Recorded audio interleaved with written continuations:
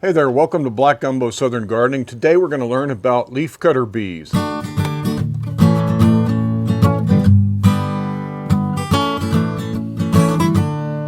When you have a garden, you need plants to have pollinators to come. If you know anything about plants at all, when a plant flowers, that pollen is there. It's supposed to attract insects, and that pollen is how the plant reproduces, but it's also how we as gardeners get lots and lots of fruit. The fruit has the seeds, but the fruit begins with a flower. And we like to attract pollinators to our garden with planting house plants that have nice big showy flowers, planting crops that attract pollinators, but you can also use bees, leafcutter bees, as additional pollinators. They're much more efficient than honeybees, and they're really easy to own. So today we're going to show you all about leafcutter bees. Midas Bees reached out to me, Tom over there at Midas Bees, and he sent me some things to show you. It's really easy. I've been studying these bees, I've been learning about these bees, and they're smaller than a honeybee. They're solitary bees. They're very gentle bees. They don't sting. They can sting, but they generally don't. And wow, we're going to grow a whole bunch of them here. All right, well, I've received a box from Midas Bees. What's in this box? Bees. Solitary bees. We're going to use these as pollinators.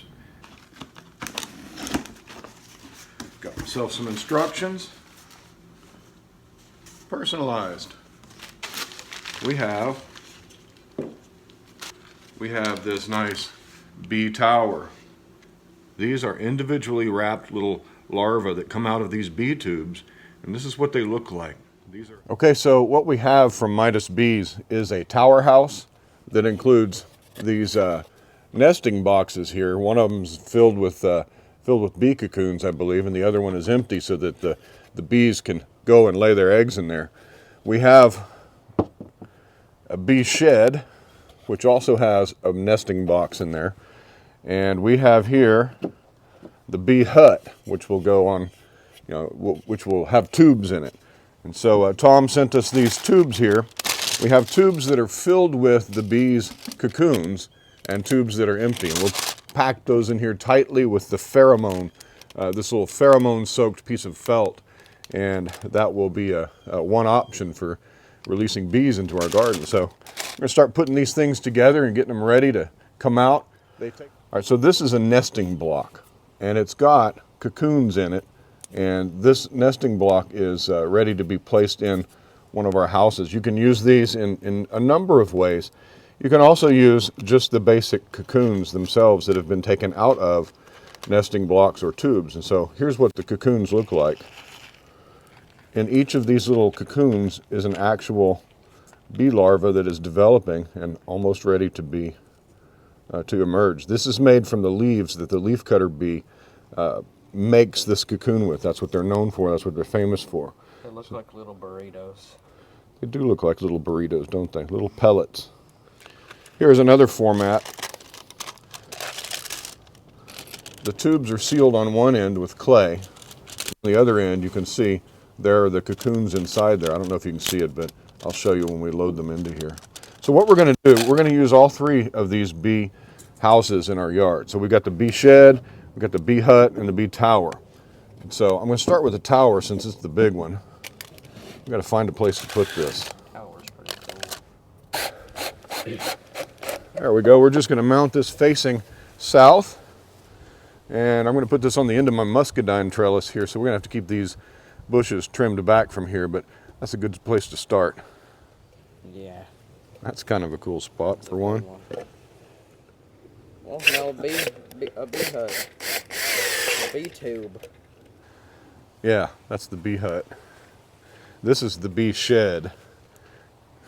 Where are we going to put that one? I don't know. Let's find a place. There we go. All right, so this is the tower house, and we're going to put this pheromone cloth in there. Now, let's take the one, I think it's over here. The empty one, the empty little nesting box goes on the bottom. And so we're going to tear off the flap, and we're going to shove this in there and let it slide to the bottom. All right, Sam, tear that flap off of the one with the bees in it. All right, now same thing, kind of put it in there and let it drop down. Awesome. Now we need the upper story. We're gonna, these bees now are ready to hatch. They'll hatch out here, they'll go do their thing in the garden, and then they will begin to build their new nests and cocoons in here. So yeah, that's a lot of bees, but there's more. Let's see, let's find it. Where is it? Right here? Yeah. Okay, so we have, hold on, we gotta open this box. So we have our box of cocoons here. Is this the open one? Yes. And we're just gonna open it up and put it on there. Slide that in that upper story there. I hope it fits. You know what, I'm gonna take the top of that off, but for now that's good. Let's just leave them in there and push that box back. Now again, this hole is small enough where predators can't really get in there and eat all those little bees and larvae, but that's once they hatch, they'll come out and they'll start making their nests in here too. So this one's done. I think that's secure. Those aren't going anywhere with that little block there. That's our first bee house.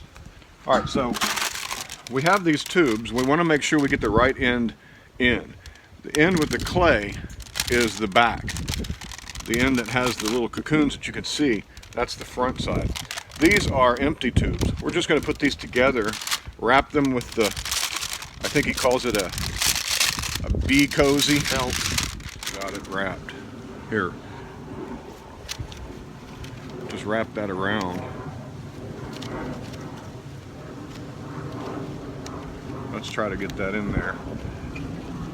As tight as we can get it. It's not very tight. We might have to get some more straws. Shove those in. Here, come and find a place to shove this stuff in. There we go.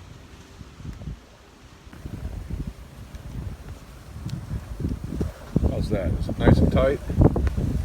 Can you pull it? Can you pull them out easily? No, they're not tight. We need to put some more stuffing in there, because what we don't want birds to be able to pull these things out, so we need to put some sticks, or if we had more tubes we could put those in there.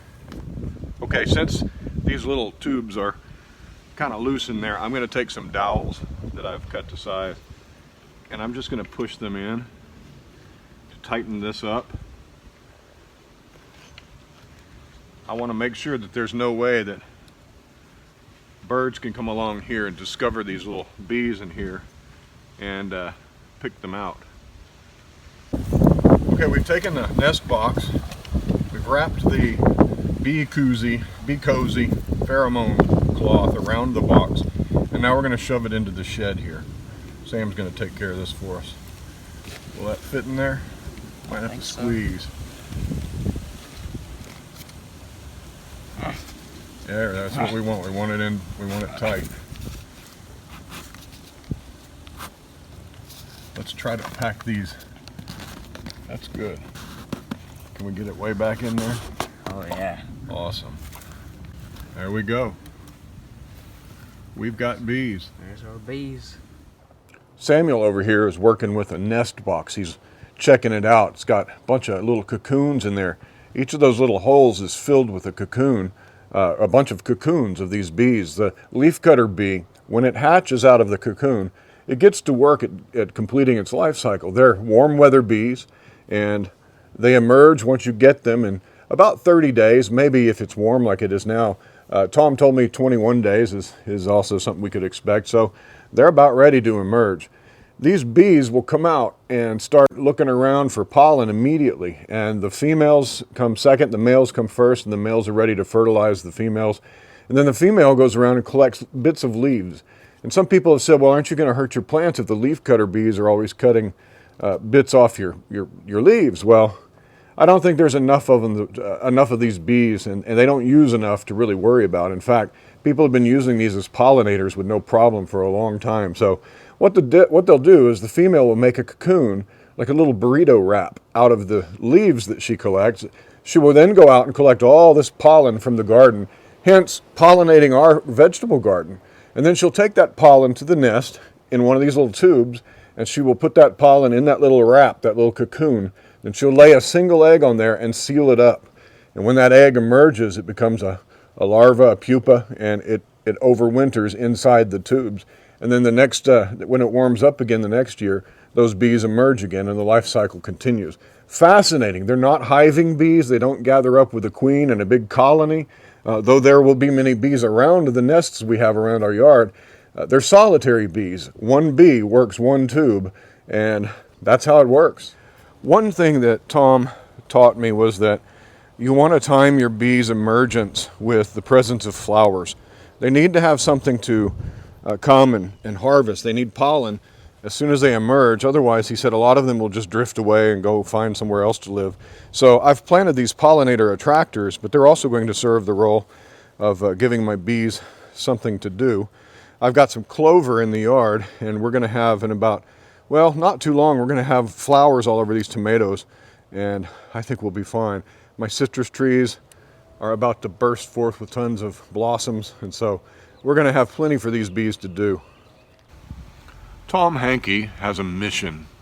He is the owner of Midas Bees, and his mission is to increase the pollinators in this world because, well, pollinators are a vital part of agriculture, of gardening, and of nature in general. Tom's passion for pollinators comes across on his website if you go and read those things there that he's talking about. He also has a passion for educating people about pollinators, especially kids. And he's always encouraging us to take one of these tubes out at the end of the year and unroll it and take a look at it. Get in there and see what it looks like. Sacrifice one of those tubes for the sake of education. And I really like that about Tom. Also, he's giving 5% of his profits to a foundation, I think, an organization that is all about increasing pollinators in this world, and we can all use that. This winter, the local bee population was really stunted by our big Texas winter freeze. We've had, it was a 100-year freeze. So it's going to be nice to have these little guys working in my garden, and I think it'll be a real help. So thank you for joining me today on Black Gumbo Southern Gardening. Throughout the year, I'll give you updates on our bees, and I'll show you how they're working the garden, and hopefully we'll get some shots of these little guys and girls doing their job in the garden and pollinating all of our wonderful vegetables. So go visit MidasBees.com. Go over and use the code BGG and you'll get 10% off. Black Gumbo Southern Gardening discount code for 10% off of any of the products that Tom sells over there. And yeah, try them. Try these bees out. Again, MidasBees.com. I'll put a link in the description. With your Midas Bees order, you'll get instructions on how to care for these bees and how to put them away for the winter, and you'll get some instructions all about that. We'll try to show you that through the days as these bees do their work out here and as they go dormant for the winter. So yeah, go check him out. MidasBees.com. Remember, 10% off if you use the code BGG. Thanks for joining us on Black Gumbo Southern Gardening. Please like our channel, subscribe if you haven't done so already, and we'll talk to you next time. Bye-bye.